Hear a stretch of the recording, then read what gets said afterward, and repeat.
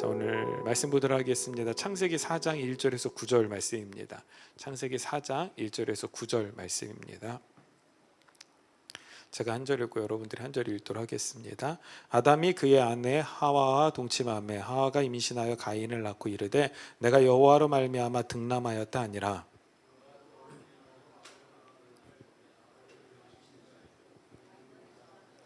세월이 지난 후에 가인은 땅의 소산으로 제물을 삼아 여호와께 드렸고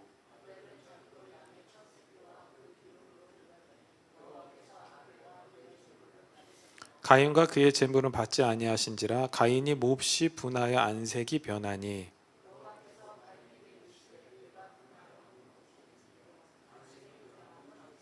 내가 선을 행하면 어찌 낯을 들지 못하겠느냐. 선을 행하지 아니하면 죄가 문에 엎드려져 있느니라. 죄가 너를 원하나 너는 죄를 다스릴지니라.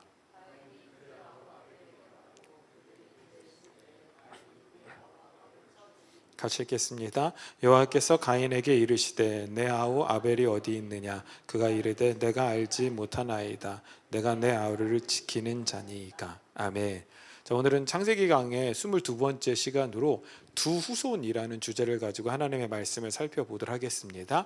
자, 우리가 창세기 3장을 통해서 인간의 죄가 무엇이며 죄가 어떻게 시작되었는지를 아주 자세하고 섬세하게 살펴봤습니다. 그리고 그 죄로부터 어떤 저주가 임했는지와 결국 그 저주는 우리 인간 스스로 끊어내지 못하고 새로운 신랑 되신 예수 그리스도를 통해서만 끊어낼 수 있다 라는 복음의 메시지까지 창세기 3장을 통해서 충분히 살펴보았습니다. 자, 그리고 이제 창조의 이야기는 4장으로 넘어가게 됩니다.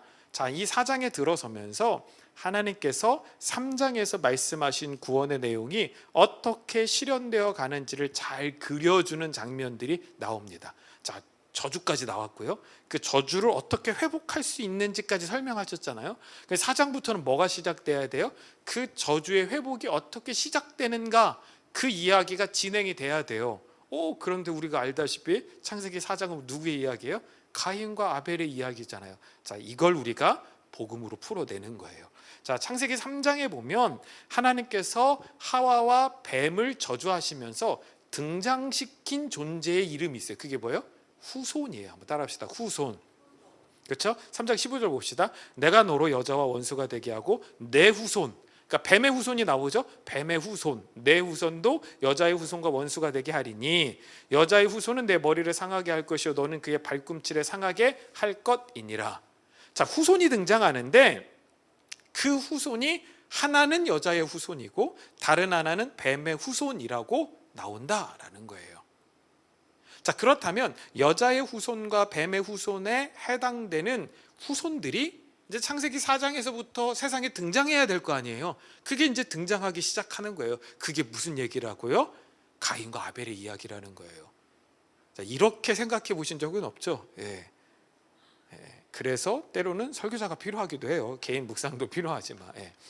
가인과 아벨은 아담과 하와의 많은 자녀 중에서 하나님의 구원이 무엇인지를 잘 설명해 주는 그러니까 대표로 성경에 등극하는 거예요. 등장하는 거예요. 자, 이게 무슨 얘기냐? 우리가 생각할 게 아담과 하와는 누굴 낳았어요? 가인과 아벨. 그리고 아벨이 죽고 누굴 얻었다? 셋. 그리고 끝인 줄 알아요. 근데 그렇지가 않아요. 자, 창세기 5장 4절에서 5절 볼까요? 아담은 셋을 낳은 후 800년을 지나며 자녀들을 낳았으며 아담은 셋을 낳은 후 800년 동안 자녀들을 낳았대요. 그는 930세를 살고 죽었더라. 야, 어떻게 생각하면 좀 끔찍하긴 한데 어찌됐든 그랬대요. 자, 아담이 셋을 낳은 후 800년을 지나며 자녀들을 낳았다라고 기록하고 있잖아요. 자, 그러면 얼마나 많은 자녀들을 낳았을까? 800년을 지나면서 낳았으니까 930년 동안 죽지 않았으니까 아담만 930년을 산 게 아니라 창세기 5장의 족보에 보면 오래 산 사람들의 족보들이 나와요. 그래서 제가 갑자기 궁금해진 거예요. 설교를 준비하다가. 그래서 재미나이한테 시켰죠. 야, 창세기 5장에 나오는 족보를 분석해서 거기에 나온 사람들이 성경에 기록된 나이대로 살았다고 했을 때 자녀들을 낳았다고 했잖아. 그러면 아담 이후 1000년 동안 인구 증가가 얼마나 되었을까? 이런 거는 인간이 계산할 수 없어요. 그러니까 뭐 사람들은 계산하겠죠. 근데 저는 못해요. 그래서 재미나이한테 시켰어요. 그랬더니 재미나이가 두 가지 답을 저한테 제시해 주더라고요. 일단 첫 번째 전제가 뭐냐면 가족당 10명을 낳았을 때, 복잡한 등비수열 공식을 막 제시하더니 창조 이후 1000년 동안 인구가 대략 2440만 명 정도 됐을 것이다. 그러니까 대한민국의 한 절반에 해당하는 거죠. 이것만 해도 엄청나죠. 예. 그러니까 2명으로 시작해가지고 800년씩 살면서 10명씩 낳았을 때 한 2440만 명. 꽤 많아요. 꽤 많아. 자, 그런데 재미나이가 무슨 얘기를 하냐면 800년 이상을 살아가면서 자녀를 낳았는데 10명만 낳았을 리 없다는 거야. 그래서 자기가 한 가족당 20명씩 낳았을 때로 유추를 해보겠다. 그래서 시키지도 않은 짓도 잘해요. 그러면서 계산을 하더라고요. 야, 한번 생각해 봅시다. 한 가족당 20명씩 자녀를 낳았을 때 창조 이후 1000년 동안 인구가 몇 명으로 증가됐을까요? 몇 명으로? 몇 명으로? 대략 한번 생각해 보세요. 옆에 있는 분들과 한번 얘기해 보세요. 몇 명쯤 됐을 거다. 대략 몇 명쯤? 몇 명쯤? 예어가 몇 명쯤? 5천? 5억? 5억 더 써야 돼요. 5억 한참 벌었어. 또 누구? 다윗 몇 명? 야, 어차피 찍는 거 이거 맞춘다고 천국 가고 뭐 틀린다고 천국 못 가고 그런 거 아니야. 그냥 얘기해. 5억보단 많아. 7억? 아이, 쪼잔하게. 5억보다 많다니까. 7억? 7억보다 훨씬 많아. 여러분들 놀랍죠? 10명씩 나왔을 땐 2440만 명, 2440만 명이었는데 가족당 20명씩 나왔을 걸로 추정해가지고 창세기 5장의 족보에 나온 그것들을 쭉 계산해 보면요, 이거 제가 한 거 아니에요? 재미나이가 한 거예요. 222억 명으로 늘어난대요. 어마어마한 거죠. 이게 어마어마한 거예요. 이게 어떻게 되냐? 이렇게 돼요. 이렇게 돼요. 그거 어떻게 알아요, 목사님? 아니, 제가 재미나이가 된대요. 지가 계산했다니까. 220억 명. 자, 그러니까 여러분 생각해 보세요. 노아 홍수 때 심판받은 사람들이 우리가 생각하는 것 이상으로 많은 사람들이 심판받았을 수 있다라는 거예요. 그리고 그 다음부터는 뭐한 거예요? 인구가 줄죠. 수명이 줄죠. 수명이 주니까 사람들이 낳아도 인구가 어느 정도 유지가 되는 것 아닌가라는 생각을 해봅니다. 자, 아무튼 가인과 아벨은 이 땅에 태어난 딱 2명이 아니라 이 땅에 태어난 많은 인류 중에서 앞으로 인류가 어떤 부류로 나눠지게 되는지를 설명해 주는 예로 성경에 등장하는 것입니다. 여러분, 이 관점을 가지고 성경을 들여다봐야 돼요. 가인과 아벨을 첫째와 둘째의 갈등으로, 두 형제의 갈등으로, 가정의 불화의 문제로 해결하면 안 돼요. 그리고 막 가인이 그러잖아요. 내가 동생을 지키는 자이니까 뭐 이런 걸 가지고 포인트 잡아가지고 막 심리학적으로 막 분석. 이게 다 쓸데없는 짓이에요. 이건 뭐예요? 창세기 3장에서 말씀하셨잖아요. 야, 뱀의 후손과 여자의 후손이 나올 거야. 그리고 4장에 가서 과연 뱀의 후손이 어떻게 나오고 여자의 후손이 어떻게 나오는지를 설명하고 있다라는 거예요. 자, 요 관점으로 한번 들어가 봅시다. 일단 가인의 탄생을 한번 봅시다. 자, 1절 보면 아담이 그의 아내 하와와 동침하매 하와가 임신하여 가인을 낳고 이르되 내가 여호와로 말미암아 등남하였다 하니라. 자, 하와가 임신하여 아들을 낳았습니다. 그리고 이름을 뭘로 지었대요? 가인으로 지었대요. 히브리어로 카인이에요. 카인. 이게 무슨 얘기냐? 얻었다. 얻었다. 너무 단순해요. 아들을 낳았어. 그러니까 우리말로는 뭐예요? 낳았다 이거예요. 낳았다. 그러니까 진서 이름이 뭐예요? 장 낳았다. 낳았다 이거잖아요. 낳았다. 자, 3장에서 여자의 후손으로 말미암아 뱀의 머리를 짓밟게 된다고 하나님께서 말씀하셨잖아요. 자, 그러니까 하와의 입장에서, 아담의 입장에서는 그것 때문에 에덴에서 쫓겨났거든요. 근데 하나님이 뭐라고 말씀하셨어요? 야, 너를 통해서 후손이 나올 텐데 그 후손이 뱀의 머리를 짓밟을 거야. 그러니까 하와의 입장에서는 기대하는 거예요. 빨리 자기를 통하여 자녀가 나와서 그 후손이 저 망할 놈의 뱀의 머리를 짓밟았으면 좋겠다라는 거예요. 이제 본인은 깨달았거든요. 뱀에게 속아서 선악과를 따먹게 되어서 그것으로 말미암아 죄를 얻고 에덴에서 쫓겨나게 된 거잖아요. 그럼 이걸 벗어던지고 싶은 거야. 근데 그걸 벗어던질 수 있는 방법을 하나님이 제시한 거예요. 너의 후손이. 그러니까 자기 후손이 탄생하기를 기다렸을 거예요. 그런데 드디어 임신하여 아들을 낳았어요. 그래서 그의 이름을 뭐라고 짓는 거예요? 드디어 얻었다 라고 짓는 거예요. 얻었다. 그게 가인이에요. 엄청난 기대와 소망이 담겨져 있는 표현이죠. 자, 그 다음 내용이 이를 강력하게 뒷받침해 줍니다. 자, 내가 여호와로 말미암아 득남하였다라고 나오죠. 근데 이게 무슨 말입니까? 복잡하지만 쉽게 설명드리면 여호와로 말미암아라고 번역되어 있는 이 단어가 에트 야훼예요. 에트 야훼. 근데 이 에트가 무슨 뜻이냐? 직접 목격적 조사예요. 그러니까 을을 붙이는 직접 목적격 조사라는 거죠. 그러니까 여호와로 말미암아가 아니라 정확하게 번역하면 여호와를 낳았다라는 의미로 해석할 수 있다라는 거예요. 아마도 하와는 자신이 낳은 그 아들이 하나님이 말씀하신 자신들을 구원할 메시아로 생각했던 것 같다라는 거죠.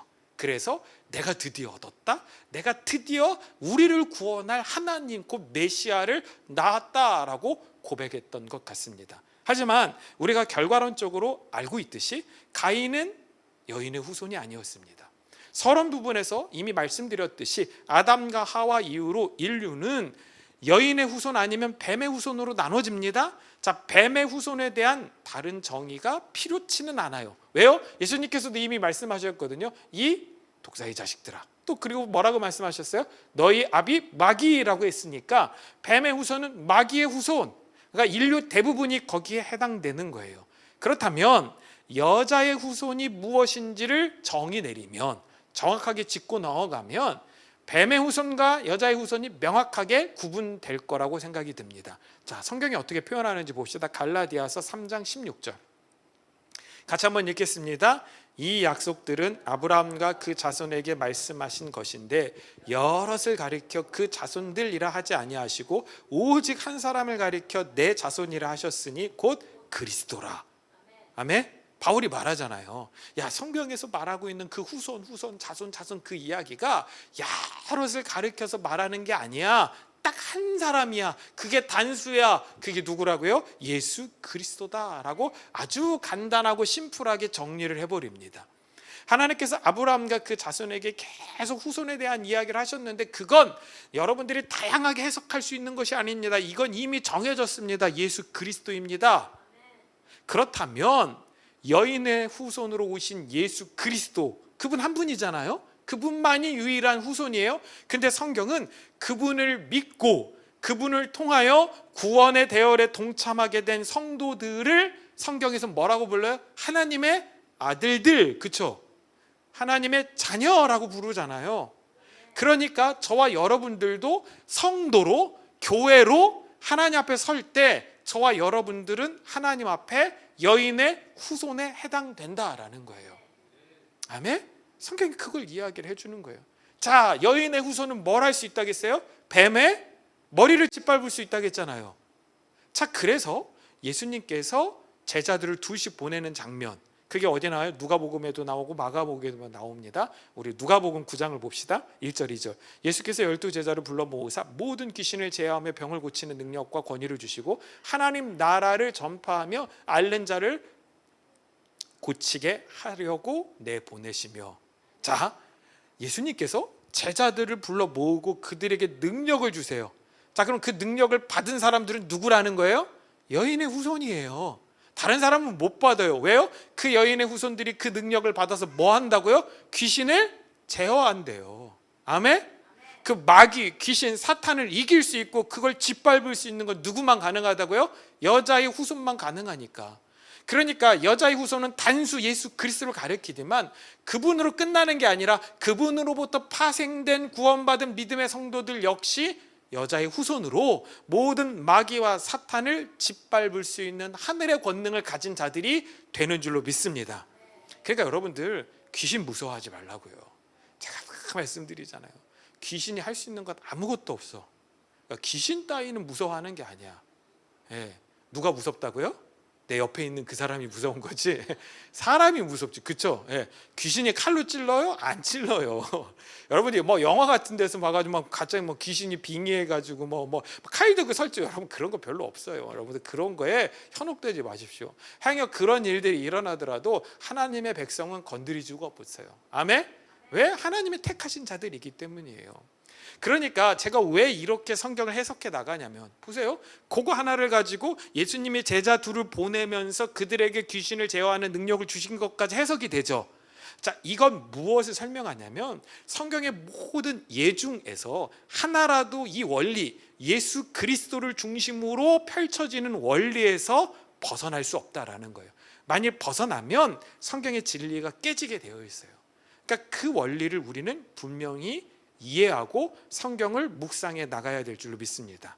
자, 우리가 명확하게 이제 봤어요. 가인은 여인의 후손이 아니었습니다. 자, 그러면 아벨은 어떻게 태어났나 봅시다. 아벨은 2절 볼까요?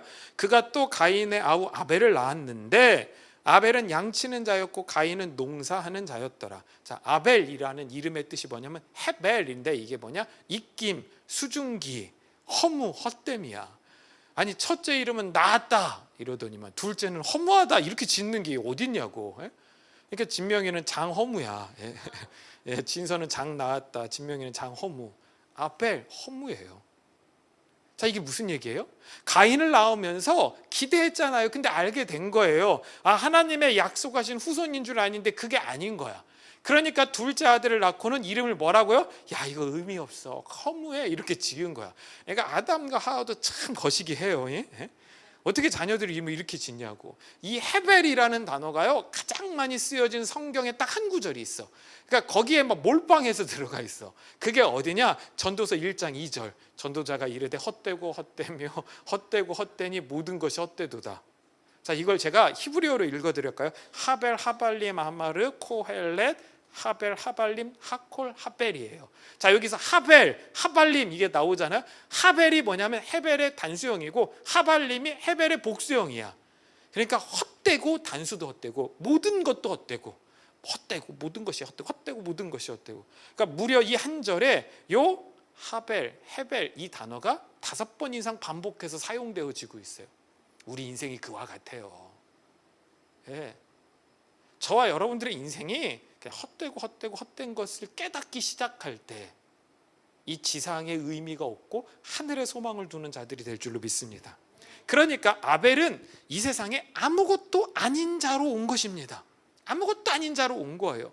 그런데 성경은 모든 기대와 소망을 품게 했던 가인의 제사는 거절하고, 반대로 허무한 자, 아무것도 아닌 자로 이 세상에 온 아벨의 제사는 받으셨다라고 기록하고 있는 거예요. 더 황당한 것은 이 둘의 평소 인품이나 행위에 대한 기록이 성경에 있어요, 없어요? 없어요. 뭐 아벨은 착했더라, 가인은 못됐더라, 이런 게 있어요? 없어요. 그런 기록이 없어. 그들이 자랄 때 어떻게 자랐다, 그런 게 있어요? 없죠. 그냥 그들을 낳았어, 그리고 이름을 이렇게 줬어. 그런데 뭐였어요? 가인은 이렇게 제사했고 아벨은 이렇게 제사, 이것만 나오잖아요. 없다고요. 심지어 이들이 드린 제사의 진정성에 대한 언급도 없어요. 가인은 설렁설렁하게 드렸더라, 아벨은 정성을 다해서 드렸, 이런 게 있어요? 없어요. 쉽게 말해서 아벨이 가인보다 더 나아 보이는 것이 딱히 없다라는 것입니다. 교회 안에서 우리는 어렸을 때부터 흔히 이렇게 배워왔어요. 가인은 곡식을 드렸고 아벨은 피 흘리는 양의 제물을 드렸기 때문에 가인은 거절당했고 아벨은 연락되었다라고 말을 합니다. 물론 결과론적으로는 맞아요, 그렇죠? 왜냐하면 마지막에 예수님께서, 나중에 예수님께서 율법을 주시면서 피의 제사가 속죄하는 능력이 있다라고 말씀하셨으니까, 피 흘림이 없으면 제사함이 없다라고 말씀하셨으니까 양을 잡아 희생 제사를 드린 것, 그것이 어떻게 생각하면 맞을 수 있어요. 하지만 이때는 그것과 상관이 없잖아요. 왜요? 희생 제사의 온전한 의미를 아벨이 알았나요? 몰랐어요. 하나님께서 알려주시지 않았기 때문에. 하나님께서 가르쳐 주시지 않았는데 스스로 인간이 하나님이 원하시는 제사의 방법을 찾아내거나 알아낼 수 있을까요? 없어요. 불가능해요. 제가 군대 갔을 때 자대를 딱 배치받고 간 첫날 저녁 때쯤 됐어요. 그러니까 여러분들 신병이니까 얼마나 이게 뭐 긴장하고 있었겠어요? 근데 걸레를 하나 딱 주면서 침상을 딱 그래. 딱 요 높이야, 침상이. 요 높이야. 그래서 여러분들 주로 걸레질을 어떻게 합니까? 이렇게 하죠. 예, 와이퍼처럼. 예. 이렇게 했는데 조용히 저를 부르더라고요. 불러서 옥상에 가서 때리더라고요. 아니래 그게. 그러면 어떻게 하려고 알려줘야 되는 거 아니에요? 안 알려줘요. 그 다음 날이 됐어요. 이건 아닌 걸 알았잖아. 그럼 어떻게 해야 돼요? 바꿔야 될 거 아니야. 그래서 이렇게 닦았어요. 예. 그랬더니 옥상으로 또 오래. 또 때려요. 아니래. 알려줘야 될 거 아니에요? 안 알려줘요. 여러분들 제가 그날부터 일주일 동안 매일 저녁마다 맞으면서 모든 경우의 수를 다 지워나가기 시작했어요. 그러다가 그 다음 주가 돼서 도대체 내가 안 한 방법이 뭘까 생각하다가 떠오른 방법이 있어요. 이게 뭐냐? 요거예요. 이거. 그랬더니 그날 저녁부터 안 때리더라고요. 속으로 제가 생각했죠. 이거였구나. 이 망할 놈의 새끼들 진작에 알려주지. 하나님이 이와 같으신 건가요? 안 알려주고 그래 내가 원하는 거 한번 맞춰봐. 그거 아니야 이 새끼야. 이러면서 그거 아니야 이 새끼야. 그러다가 아벨이 그걸 찾아낸 건가요? 아니라는 거예요. 또 다른 의문은 아벨이 피해 제사를 알았다 하더라도 아벨이 드린 행위 때문에 하나님께서 그의 제사를 받으셨다면 하나님의 구원에 인간의 개입이나 인간의 선택이 필요했다는 말이 된다라는 거예요. 잘 생각해 보세요. 우린 정성스럽게 예배 드린다고 이야기를 해요. 그렇죠? 우린 정성스럽게. 근데 성경에 정성스럽게 예배라는 말이 없고 예수님 뭐라고 예배를 가르치셨어요? 영과 진리로 예배하는 거야. 아멘? 정성이 아니라니까. 영은 뭐 성령으로 예배하는 거고 진리는 말씀과 복음으로 예배하는 거야. 아멘? 예. 그러니까 아벨이 정성스럽게 제대로 된 제사를 드려서 하나님께서 그걸 받으셨고 가인은 정성스럽지 않아서 방법이 틀려서 하나님께서 거절하셨다. 이 얘기는 하나님이 받으시는 제사, 하나님이 기뻐하시는 그 제사 안에 우리 인간이 어떻게 하느냐, 우리 인간이 뭘 선택하냐, 우리가 어떤 마음으로 하느냐에 따라서 하나님이 기뻐하시고 기뻐하시지 않고 받으시고 받지 않으시고가 결정난다. 이 얘기가 우리가 흔히 생각하기에는 맞는 얘기 같거든요. 그렇죠? 그래서 우리 최선을 다해서 예배해야 돼. 정성스럽게 예배해야 돼. 이렇게 표현하기도 하지만 또 바꿔서 생각해 보면 그렇다면 하나님의 기분, 하나님의 마음을 우리가 맞출 수도 있고 상하게도 할 수 있다는 얘기네? 라는 것이 돼요. 그러니까 우리 때문에 하나님의 감정이 달라질 수 있네? 라는 표현이 될 수도 있다라는 거예요. 이건 좀 위험한 표현이 될 수 있거든요. 그래서 성경을 가만 들여다보면 성경은 그렇게 표현하고 있지 않다라는 거예요. 자, 그럼 우리는 어떤 결론에 도달해야 되냐면 가인과 아벨은 처음부터 구분되어 있었다라는 거예요. 자, 그 근거가 그냥 유추가 아니에요. 성경에 나와요. 히브리서 11장 4절 봅시다. 믿음으로 아벨은 가인보다 더 나은 제사를 하나님께 드림으로 의로운 자라 하시는 증거를 얻었으니 하나님이 그 예물에 대하여 증언하심이라. 그가 죽었으나 그 믿음으로서 지금 말하니라. 자, 보세요. 믿음으로 아벨은 이 먼저예요. 그러니까 믿음으로 아벨은 의로운 자가 되었어요. 그래서 그의 제물은 하나님께서 뭐 하셨다는 거야? 받으셨다라는 거예요. 그걸 통하여 얘가 의로운 자라는 증거를 얻었다는 거예요. 오해하시면 안 돼요. 그가 최선을 다해서 하나님이 원하시는 제사를 드렸더니 가인보다 더 나은 제사를 드렸더니 하나님이 그걸 받고 그를 의인으로 여겨줬다가 아니에요. 그가 이미 믿음으로 의인이 됐어. 그래서 그가 하나님 앞에 제사를 드렸어. 그랬더니 하나님이 아벨은 받으시고 가인은 거절하셨다. 그걸 통하여 아벨이 하나님 앞에 의로운 자다라는 증거를 얻었다라는 거예요. 그러니까 이미 선택되어졌다라는 것을 설명하고 있다라는 거예요. 반면 가인을 봅시다. 요한일서 3장 12절이에요. 가인같이 하지 말라. 그는 악한 자에게 속하여. 자, 가인은 어떤 사람이라고요? 악한 자에게 속한 사람. 가인은 악에게 속한 사람이라는 거예요. 그 아우를 죽였으니. 그러니까 가인이 죽여서 악한 자가 된 게 아니라 악한 자에게 속하여 아벨을 죽였다라고 이야기해요. 어떤 이유로 죽였느냐? 자기의 행위는 악하고 그 아우의 행위는 의로움이니라. 아벨이 모든 일이 의로웠을까요? 그렇지 않다니까요. 하나님께서 그 아벨을 의롭게 여겨주셨다라는 거예요.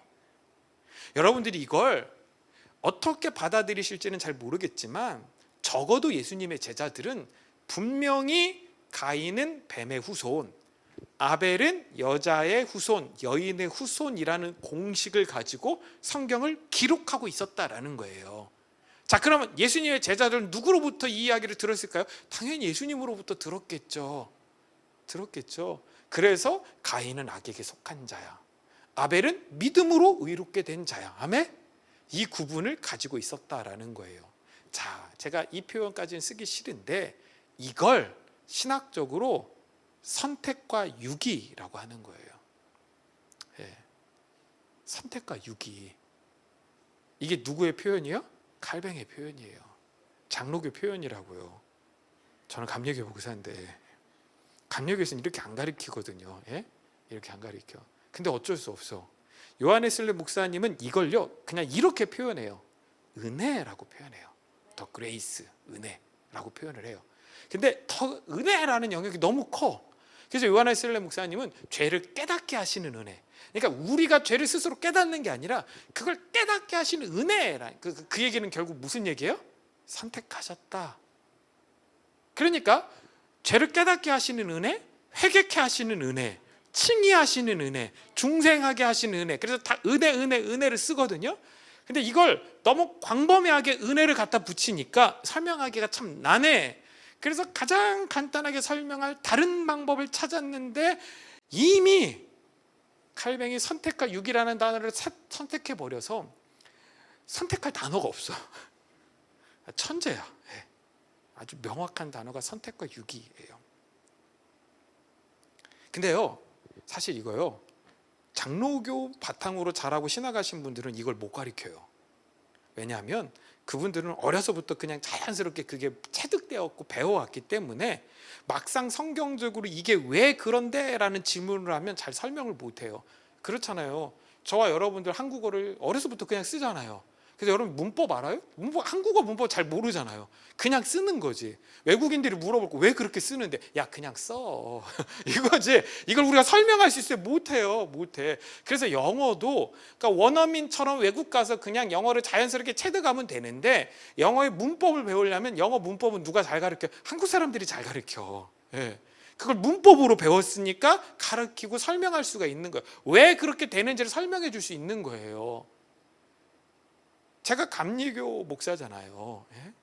그러니까 저는 진짜 정말 솔직하게 이야기하면 40살이 되기 전까지 선택과 유기는 틀렸다고 가르쳤던 사람이에요. 어느 정도냐면 장로교 신학하는 사람들 앉혀놓고 막 싸워서 논리로 박살내고 막 이런 거 되게 희열을 느끼고 좋아했던 사람이에요. 근데 제가 성경을 다시 이렇게 읽다 보니까 틀렸네. 이걸 깨닫게 된 거예요. 그러니까 요한웨슬리 목사님의 이면의 내용은 이해를 하겠어. 그러니까 그걸 안다니까요. 근데 이걸 누군가에게 설명해야 될 거 아니에요. 근데 그 설명할 때는 이 단어가 가장 적절하다라는 것들을 깨닫게 되는 거예요. 자, 이걸 왜 거부할 수 없는지 제가 설명해야 할까요? 로마서 9장 11절 12절 봅시다. 그 자식들이 아직 나지도 아니하고 무슨 선이나 악을 행하지 아니한 때에 뭘 따라서? 택하심을 따라 되는 하나님의 뜻이 행위로 말미암지 않고 오직 부르시는 이로 말미암아 서게 하려 하사 리브가에게 이르시되 큰 자가 어린 자를 섬기리라 하셨느니. 자, 보세요. 에서와 야곱의 이야기입니다. 이 둘이 쌍둥이로 어머니 리브가의 뱃속에 있을 때 그 둘이 무슨 선이나 악을 행하지 아니한 그때 하나님께서 그때부터 일방적으로 택하셔서 하나님의 뜻이 행위로 말미암지 않고 오직 부르신 이로 말미암는다는 것을 보여주려고 하셨다라는 거예요. 아멘. 그래서 에서는 하나님께서 뭐 하셨다는 거예요? 선택과 유기 중에 뭐 한 거예요? 유기를 하신 거고, 야곱은 뭐야? 하나님께서 선택하셨다라는 거야. 이해되세요? 그거라고요. 그러니까 이걸 깨달은 리브가가 태어났을 거 아니에요? 자, 그럼 리브가 입장에서는 하나님의 선택한 게 야곱이래. 그 야곱에 대한 막 기대와 소망을 가지고 봤을 거 아니야. 근데 형은 막 우람하게 잘하고 막 사냥도 잘하고 막 남자다. 누가 봐도 리더야. 근데 야곱은 뭐예요? 집에서 자꾸 막 팥죽이나 끓이고 있고, 예? 뭐 이렇게 바느질이나 했었고, 예? 바느질이나 했었고, 예? 그리고 또 뭐예요? 계속 거짓말하고 막 속여. 아니면 형만 속였겠어요, 야곱이? 부모도 다 속였겠지. 돈 삥땅하고 뭐 다 했겠지. 예? 그러니까 어머니 입장에서 뭐, 저 새끼 뭐지? 예. 하나님의 뜻이 뭐 저러지? 우리가 그렇다니까요. 헤벨 허무하다니까요. 세상에 우리가 드러날 때는요, 택하심 받은 자이지만 그냥 야곱같이 아벨처럼 허무한 자처럼 드러날 수 있다라는 거예요. 근데 하나님은 정하셨어요. 뭐라고요? 큰 놈이 작은 놈을 섬길 거야. 정해버리셨다라는 거예요. 그 이유는 구원이 인간의 행위에 있지 않다, 이걸 보여주시기 위함이라는 거예요. 그래서 그 아이들이 아직 태어나기 전에 하나님께서 정해버리셨다라는 거예요. 믿으세요. 저와 여러분들이 오늘 은혜 안에서 이 성전에 있는 건 우리의 선택이 아니라니까요. 하나님이 처음부터 우리를 택하셨기 때문에 저와 여러분들이 오늘 이 자리에서 주의 복음을 듣고 있는 거예요. 아멘? 그게 하나님이 정하신 것이다라는 거예요. 그러니까 두려워도 말라라는 거예요. 이러다가 내가 어느 순간 육이 될까? 여러분 걱정하지 마세요. 예? 하나님께서 육이 하려고 했으면 벌써 하셨다니까. 이때까지 붙잡고 계신다는 건 뭐예요? 내가 너희를 구원할 거야. 하나님께서 정하셨다라는 것을 굳건히 믿으실 수 있길 간절히 소망합니다. 그러니까 가인과 아벨도 처음부터 뱀의 후손과 여인의 후손이 무엇인지를 보여주는 예로 부르심을 받았다라는 거예요. 이제 이해되시죠? 그러니까 이 관점으로 사장을 들여다봐야 돼요. 그래서 가인의 재물은 처음부터 거절하신 거예요. 자, 그걸 어디서 알 수 있냐? 제가 다 풀어드려요. 5절 볼까요? 가인과 그의 재물은 받지 아니하신지라, 이렇게 나오죠. 여기서 받지 아니하셨다, 이 단어가 로샤예요. 샤가 뭐냐? 쳐다보다. 로가 아니다. 그래서 뭐요? 쳐다보지 않았다예요. 처음부터 뭐였다고요? 안 쳐다봤다는 거야. 갖다 바친 재물을 보고 야, 이거 내가 싫어하는 곡식이네, 나 베지테리안 아닌데 라고 해서 하나님께서 거절하신 것이 아니라 아예 처음부터 가인의 재물을 쳐다보지 않으셨다라는 거예요. 이제 명확해지죠? 아니, 곡식이라고 하나님께서 안 받으시냐고요? 아니에요. 여러분들 나중에 레위기에 보면 곡식 드리라고 해요, 안 해요? 하잖아요. 하시잖아요. 네. 곡식이라고 해서 안 받은 게 아니야. 그냥 가인이 처음부터 유기된 자였기 때문에 그의 제사는 하나님께서 쳐다보지 않으셨다라는 거예요. 쳐다보지 않으셨다. 저와 여러분들이 그냥 하나님의 전에 있는 게 아니라니까요. 하나님께서 쳐다보시지도 않았다면 우리는 예배를 드릴 수도 없었어요. 근데 주님이 저와 여러분들의 예배를 원하세요. 아멘. 자, 2절 후반부에 보면 뭐라고 나오냐면 가인은 뭐 하는 자였더라? 농사하는 자였더라. 아, 이거 농부였네, 이렇게 보시면 안 되고요. 예, 이 농사하는 자라고 번역되어 있는 이 단어가 에베드 아다마이거든요. 아다마가 뭐라고 했어요? 땅이고 에베드는 뭐? 섬기다 이라는 거예요. 저는 이런 것들을 좀 살려서 번역해 주면 참 좋을 것 같아. 그러니까 곡식을 갖다 바쳤다 그랬더니 그가 농사하는 자였더라, 이렇게 그냥 자연스럽게 해석을 해버리는데 그게 아니라 그가 땅을 섬기는 자였더라. 가인은 뭐 했던 사람이라고요? 땅을 섬기는 자. 그러니까 저주받은 땅에 살면서 하늘을 바라보는 것이 아니라 그 저주받은 땅을 섬기는 그가 가인이었다라는 거예요. 여러분들, 그 땅을 배로 기어다니는 게 누구였어요? 뱀이었잖아요. 그러니까 그 땅, 그 뱀, 그 땅을 배로 기어다니는 그 뱀을 섬기는 그 뱀의 후손이 가인이었다라는 거예요. 반면 아벨은 여인의 후손을 대표로 이 땅에 왔습니다. 자, 그렇다면 여인의 후손은 반드시 뱀을 짓밟아 하나님의 승리와 구원을 주시는 하나님의 뜻을 보여주어야 돼요. 그렇죠? 그게 여자의 후손으로 이 땅에 온 보내심을 받은 자의 사명이라는 거예요. 그래서 하나님께서 아벨로 하여금 양의 제물을 드리게 하신 거예요. 4절 볼까요? 아벨은 자기도 양의 첫 새끼와 그 기름으로 드렸더니 여호와께서 아벨과 그의 제물은 받으셨으나. 자, 아벨이 하나님의 마음을 잘 알아서 딱 맞는 그 양을 드린 것이 아니라 하나님께서 아벨을 택하셔서 그 양을 드리게 하신 거예요. 아멘? 네, 이해되시죠? 하나님께서 아벨을 택해서 그 양을 드리게 하신 거예요. 여러분 보세요. 아브라함이 하나님의 뜻을, 명령을 듣고 이삭을 바치려고 할 때 하나님께서 막으시죠. 그리고 뭐예요? 수풀에 있는 그 양을 드리게 하시죠. 그 양, 그거 누가 준비하셨어요? 하나님이 준비하셨어요. 그래서 여호와 이레라고 하잖아요. 맞아요. 그러니까 아벨이 그 양을 준비한 게 아니라 하나님이 아벨을 택하여 그 양을 드리게 하신 것입니다. 근데 그 양이 어떤 양이라고요? 첫 새끼, 첫 열매, 첫 제물이라는 거예요. 자, 그러면 성경에서 첫 열매를 하나님께서 받으신다? 그 얘기는 뭐예요? 우리가 맨날 거두는 첫 열매를 하나님 앞에 드려라가 아니라 예수 그리스도, 그 첫 양, 그 첫 열매, 그것만 받으신다라는 거예요. 이거 이해하셔야 돼요, 여러분들. 그래서 예수님께서 이 땅에 오셔서 뭐라고 말씀하세요? 산상수훈에서 늘 제가 강조하는 거, 살생하지 마. 더 이상 의미 없는 희생제사 드리지 마. 하나님은 너희들이 드리는 그 제물, 그 제사를 받으시는 분이 아니라 하나님은 첫 열매 하나 받으셔. 그게 누구라고요? 나야. 예수님 말씀하시는 거예요. 그래서 내가 그 첫 열매, 첫 양이 되어서 하나님 앞에 완전한 제사를 드릴 거야. 아멘? 그러니까 너희는 더 이상 그 희생제사 드릴 필요 없어. 더 이상 그 희생 제물이 될 수가 없어 라고 말씀하고 계신 것입니다. 그래서 그 첫 제물로 예수 그리스도를 상징하는 양을 잡아 하나님께 드림으로 그것이 하나님께서 택하신 구원의 유일한 길, 곧 차단된 생명나무로 나아가는 유일한 길이라는 것을 보여주고 계셨다라는 것입니다. 이것이 가인과 아벨의 교훈인 거예요. 자, 그럼 결론은 뭐예요? 맞아요. 하나님께서 아벨의 제사만 받으셨다. 이게 결론이야. 그렇죠? 다 아는 얘기야. 근데 이걸 이렇게 쓸데없이 장황하게 복잡하게 제가 여러분들에게 설명을 드리는 거예요. 왜요? 이렇게 설명해야만 하기 때문이라는 거예요. 아까 말했잖아요. 저와 여러분들은 아벨과 같이 여자의 후손으로 이 땅에 와서 예수 그리스도만이 우리의 유일한 구원자심을 드러내야 될 사명을 가진 자라니까요. 아멘? 근데 결론만 얘기하면 사람들이 알아들어 못 알아듣잖아요.